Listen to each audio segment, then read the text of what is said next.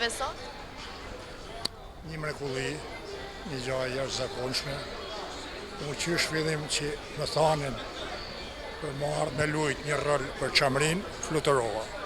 Megjithëse nuk di asgjë për aktor, unë tanë jetën time veç sport, por për Çamrin e për çdo shqiptar jena të gatshëm në çdo moment, gjithsesi.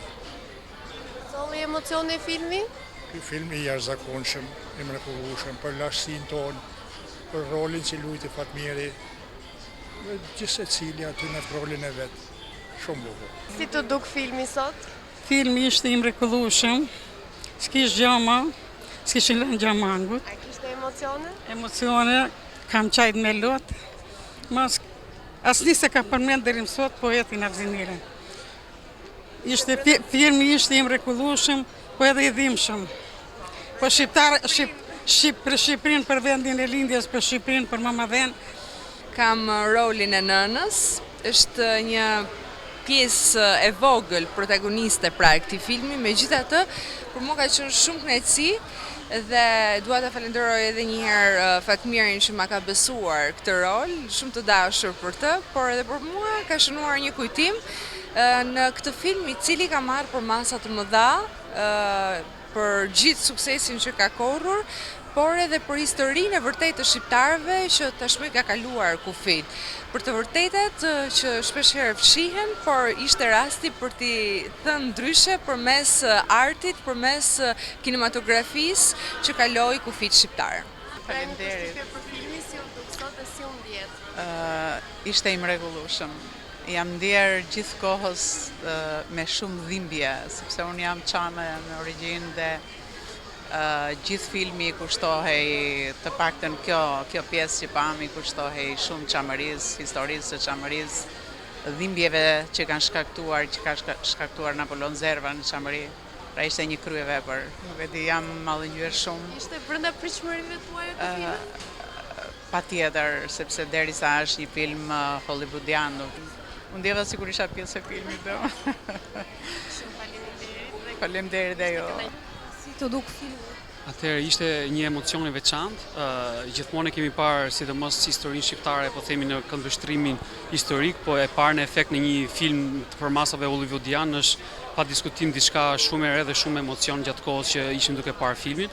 Tre pjesët për filmin që ishin për Shqipërinë, pjesa e parë për Çamërinë, sidomos sepse unë jam çam në origjinë dhe nga familja ime dhe kam në lëkurë tragjedinë çame, pa diskutim dhe pjesa që ishte rreth komunizmit apo historisë shqiptare dhe arteve marciale mundie, të bënin, po themi, miqin kokrat pa shpallin emocione për ne shqiptarët, parë në këndvështrimin hollywoodian, ku tashmë e gjithë bota ka mundësi që të shohë pikërisht se çfarë ka ndodhur dhe aq më tepër ne tragjedinë që ne si popull nuk kemi arritur t'ia përcjellim dhe bota nuk e ka parë akoma. Shpresoj shumë që të ketë filma të tjerë ku kjo histori të bëhet më në detaje, më e përhapur që sa më shumë persona të ndërgjegjësohen dhe të kuptojnë se çfarë ka ndodhur në të vërtetë me historinë e Çamërisë. Përshëndes dhe falenderoj nga zemra në emër të gjithë kolegëve që ishin sot dhe gjithë mundësave të Shqipërisë, Fatmir Bardhocin, për këtë vepër monumentale që ka bërë, një vepër historike, një vepër patriotike dhe një vepër me themele të hershme sportive. Unë do flas për pjesën tonë të mundjes, pasi me atë mundje jemi rritur dhe unë kam pas fatin që i Fatmir Bardhocin ta njoh që u ka qenë në Peshkopi, kur ishte në zonës atje dhe merreshte edhe me sportin e mundjes, po njëkohësisht e kam njohur dhe kam vazhduar ta kem mik gjithmonë, sepse ishte një nga njerëzit më të apasionuar pas sportit tradicional të mundjes. Këtë traditë që e ka pasur të zhvilluar shumë, edhe Kuksi, edhe Dibra, edhe gjithë Shqipëria, gjithë malsorët e veriut. Fatmiri na çoi në historinë e lashtë tradicionale dhe ne duhet jemi shumë krenar që në këtë film hollywoodian të përmendet historia e mundjes shqiptare në variantin më të hershëm, atë që ishte një mundje që kishte qëllim vetëmbrojtje, qëllim luftarak për të mbrojtur vendin nga pushtuesit. Sinqerisht jam shumë i emocionuar për këtë film aq të bukur. Edhe ne si shoqat kemi pas kontributin tonë dhe besoj të pjesët tjera të filmit që do vazhdojnë më tutje, edhe ne kemi dhënë kontributin tonë për të prezantuar kombin shqiptar si një komb i lashtë, si një komb me tradita historike, si një komb me sport të lashtë dhe olimpik. Sa po dolem nga një film i jashtëzakonshëm, i cili na dha impresione të nivelit lartë. Filmi ka për masat e filmave të Hollywoodit, të cilat kemi pasur rastin të i shohim në jetë, i niveli artistik gjithashtu në nivelet larta, por veçanërisht me pëlqeu tematika. Simbolika me të cilën përshkruhen ngjarjet në film i bën një ehon jetës shqiptare. I bën një ehon njerëzve që kanë ikur nga Shqipëria në moshë të re dhe kanë marrë rrugët e perëndimit, njerëzit e emigracionit.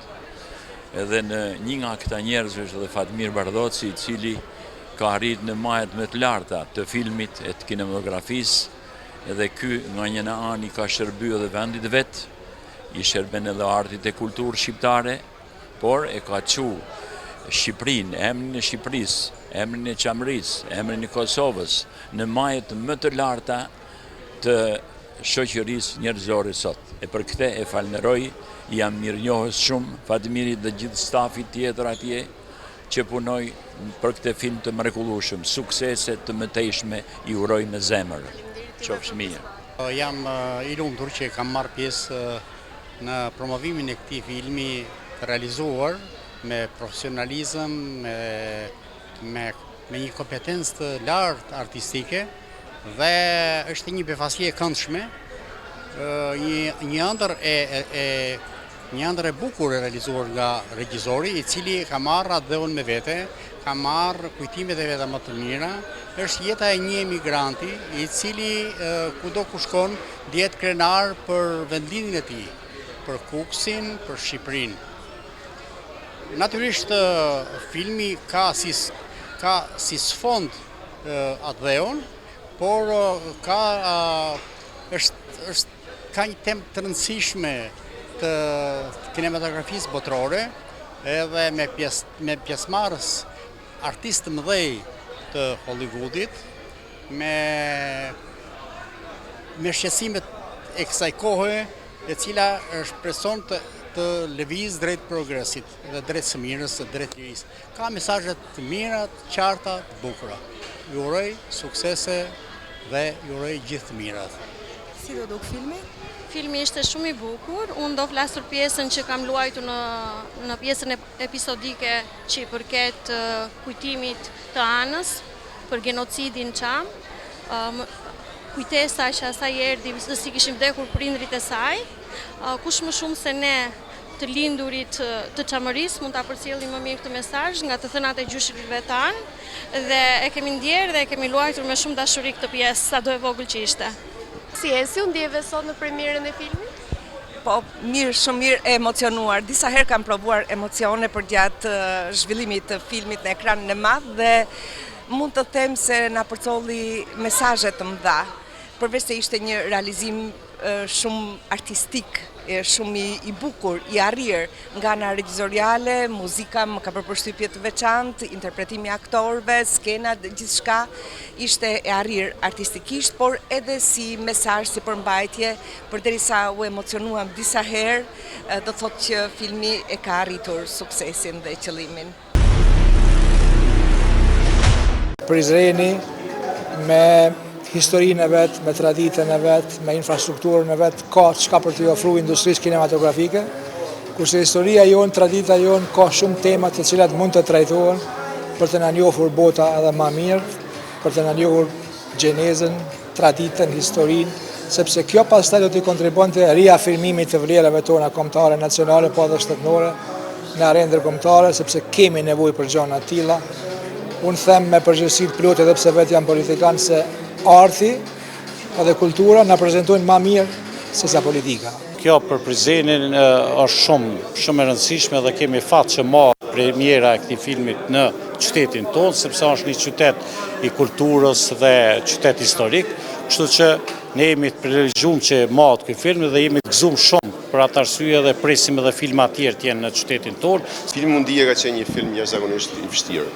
Jo si çdo film tjetër që fillon sot edhe mbaron mas një muaji, mas 2 muajsh, por ja arritëm që të nxjerrim një histori shqiptare, traditat shqiptare, vujtet e shqiptarëve, dhe nuk është e lehtë që kur të merresh me historitë të vendit tënd, ti mbarosh ashtu siç don, sepse kërkohet shumë emocion. mendon që do jenë ashtu si s'don ti, do jenë ashtu si don publiku, apo do t'i paraqesim siç janë reale ngjarjet e filmit. Dhe në këtë film ka shumë ngjarje të vështira. Është periudha e komunizmit, kur kanë qenë krime makabre, që popullsia jonë në Shqipëri, në Kosovë, ku trojet shqiptare, kanë dëgjuar dhe janë mësuar me këto krime të komunizmit, por kur dalin në arenën ndërkombëtare u duken krime makabre, krime kundër njerëzimit. Dhe krime kundër njerëzimit jo nga një pushtues, krime kundër njerëzimit nga njerëzit tuaj. Dhe ne kemi pas fatin e keq që kemi pas drejtues të shtetit tonë, shqiptarë, të cilët kanë kryer krime kundër njerëzimit ndaj popullsisë së tyre. Si ka qenë ndoshta përgjigjja e komunitetit të aktorëve, pasi që është një përzier tepër e veçantë? Castingu është një proces të jetë i vështirë, dhe kur mendon që të nxjerrësh një produkt që ti rezistoje kohës dhe ti rezistoje tregut të filmave hollywoodian, duhet përcaktuar me shumë kujdes. Ky film i ka të kaluar pritshmëritë tona, sepse në kastin e aktorëve bëjnë pjesë yje të Hollywoodit, që është James Bond, George Lazenby, është Eric Roberts, është Robert Miano, Michael Paré, Robert Lasardo, janë të gjithë emra të një castingu shumë të kërkuar në Hollywood, bëjmë pjesë në casting e listës A të aktorëve, kështu që kemi bërë një punë, besoj më të rëndësishme ka qenë të përzgjedhësh aktorët se sa të vazhdosh pastaj me xherimet në set. Por edhe aktorët shqiptarë, të gjithë aktorët shqiptarë janë të përzgjedhur më së miri për të treguar jo vetëm performancën e tyre në set, në rolet e tyre, por për të përzgjedhur edhe rolin e shqiptarëve, të cilët duhet t'ia transmetojmë botës se cili është karakteri i shqiptarit, qoftë fizionomik, por edhe kulturor, edhe në atë aspektin e të përbërjes së tyre gjenetike, dhe kjo i ka përcaktuar aktorët më së miri, që t'i ngjajnë atij lisi, atij fisi i lirë Dardan, me kockat e tyre, me personazhet të gjata, të larta, siç kanë qenë gjithmonë i lirët Dardanët të Vllazkët. Fatmir, deri tek prezantimin për Zen, si ka shkuar historia e prezantimit të filmit? Okej. Nga momenti kur ka mbaruar dhe ka startuar filmi Mundie është filmi i vetëm shqiptar i cili ka arritur në Hollywood, jo vetëm si prodhim shqiptar apo nga një producent shqiptar, por një histori shqiptare që të arrihet dhe të realizohet me aktorë të nivelit të lartë, siç janë James Bond, George Lazenby, Eric Roberts. Janë personazhe të cilët edhe produksionet të mëdha në Hollywood nuk e kanë të lehtë që të bëjnë një deal me ta, një marrëveshje me ta. Dhe jam krenar që kam punuar me ta, ose jam krenar që ata më kanë zgjedhur mua për të bashkëpunuar, dhe aq më shumë krenar që personazhe të tilla të bëjnë një film shqiptar dhe ta fusin këtë film në database-in e Hollywoodit. Dhe kjo është për mua arritja më e madhe. Ndërkohë, synimet tuaja për të ardhur pas të filmit, do kemi një përsëri? Po sigur, ne kemi filluar xherimet për Mundie 2, Mundie 3 gjithashtu do jetë pjesë e këtij programi sepse është një cikël, një vazhdimsi, por projekti jon kryesor që vazhdojmë tani është projekti për Kosovën. Dhe kjo është edhe lajmi i ditës, sepse është filmi i vetëm që është bërë për Kosovën, ose që do bëhet për Kosovën, me aktorë të nivelit të lartë hollywoodian. Dhe kjo besoj është qërshia mbitor për gjithë çka çfarë i përket projekteve filmike. Dhe t'ia lëm Kosovës këtë që ka nevojë sot më shumë se sa kurrë, t'i nxjerrim të gjitha ato krime që ka bërë Serbia në Kosovë, vujtet e popullit shqiptar të Kosovës, që deri sot politika nuk ka guxuar, nuk ka as tentuar që t'i zbuloj dhe t'i evidentoj dhe t'i çojë në, mund të them, në ato tribunat më të larta të dënimit të krimeve. Përkundrazi, sot në vend që të ishin kriminalët serb të dënuar në gjykatën e Hagës, mbahen akoma të mbyllur krerët e ushtrisë lirimtare të Kosovës, që me një farë mënyre nuk them që ndihem me turp që jam shqiptar, që ne nuk arritëm t'i mbrojmë të gjithë këta viktima të Kosovës. Domethënë janë mbi 20.000 gra të përdhunuar, janë 1.500 fëmijë vetëm të vrarë. Ndoshta Orte e bën ato që nuk është bërë ndoshta me kohë, edhe ju këtë po e pretendoni apo? Kjo është vetëm fillimi. Të gjithë filmat tanë janë të bazuar në ngjarje të vërteta. Dhe kur them në ngjarje të vërteta, dikujt i dhemb. Në filmin Undefeated Roots, Rënjët e pamposhtura, vetë fjala e tregon, janë rrënjët të pamposhtura, pavarësisht të gjithë atyre uzurpimeve, të gjithë atyre masakrave, krimeve që janë bërë në Kosovë, askush nuk guxoi, askush nuk mundi të imposhtë këta rrënjë. Dhe rrënjët e Kosovës nuk janë vetëm Kosovë. Rrënjët e Kosovës janë Shqipëri, rrënjët e Kosovës janë diasporë në Amerikë, në Australi, në gjithë botën. Dhe këto e treguam në luftën e Kosovës, kur ishte nevoja, kur thritja dheu, këta rrënjë u ngjallën dhe erdhën prapë në Kosovë. Dhe një rrënjë kryesore që më ka nxitur për ta filluar këtë film është rrënja e shqiptarëve të cilët kanë emigruar që në kohën e Skënderbeut, Arbreshët. Dhe një nga këta është kongresmeni Gjo Dioguardi, të cilin e falenderoj edhe për mundësinë që na inicioi, për ta shkruar skenarin në bazë të ngjarjeve që ai ka përjetuar. Dhe këtë duam që ta nxjerrim, ta tregojmë në film siç ka qenë, sepse liria e Kosovës nuk erdhi me një farë mënyre sot për nesër, por kanë qenë heronj që kanë dhënë jetën për Kosovën, duke filluar që nga ushtarët që janë varë në kufi, që nga adhetarët që janë varë në diasporë, në Bruxelles, në Gjermani. Dhe ky film bën vend për secilin nga të gjithë këta martirë që kanë dhënë jetën për Kosovën, dhe këtu kërkohet ndihma e secilit. Edhe ju mediave që transmetonin, t'ja tregojnë publikut sa më shumë, që të mësohen, secili të kontribuojë dhe të japë kontributin e tij, ta bëjmë këtë film ashtu siç e meriton Kosova, një film në Hollywood. Edhe du të dini diçka. Serbia okupatore, duke vënë në punë një makineri shtetërore me gënjeshtra, ka bërë të mundur të bëjë 10 filma. 10 filma të bazuar në mashtrime, ndërsa ne shqiptarët viktima të një gjenocidi të pashoq, të masakrave, ne nuk arrim dot të bëjmë një film ndërkombëtar për ta dërguar në Hollywood, duke u bazuar në ngjarje të vërteta. Dhe kjo për mua është turp. Hajde ta lajmë të turp gjithë së bashku dhe ta bëjmë një ngjarje realitet, t'i tregojmë botës se kush janë serbët, jo çfarë kemi vuajtur ne, por kush janë ata. Dhe kjo i kërkohet tani. A është ndoshta një datë e saktë se kur do të jetë premiera e rrënjave të pamposhtura? Jemi akoma në proces të skenarit, shkrim skenarit, pasi skenari është bazuar në ngjarje të vërteta, siç e thash.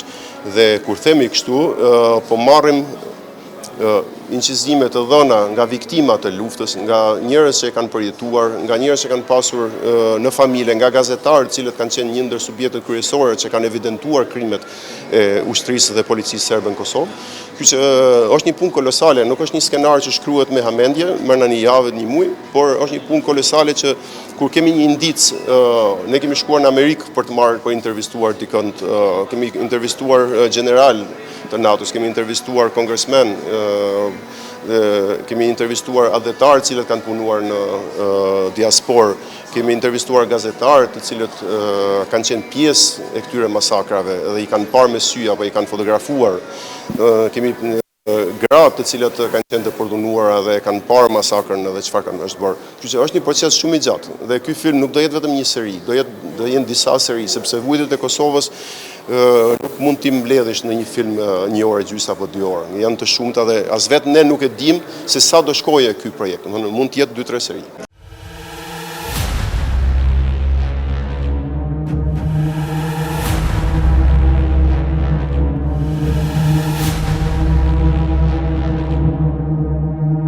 Undefeated Roots, an incredible story based on true events. Ethnic cleansing in Kosovo. Snipers killed children. An entire army was sent to exterminate a nation. A genocide in the heart of Europe.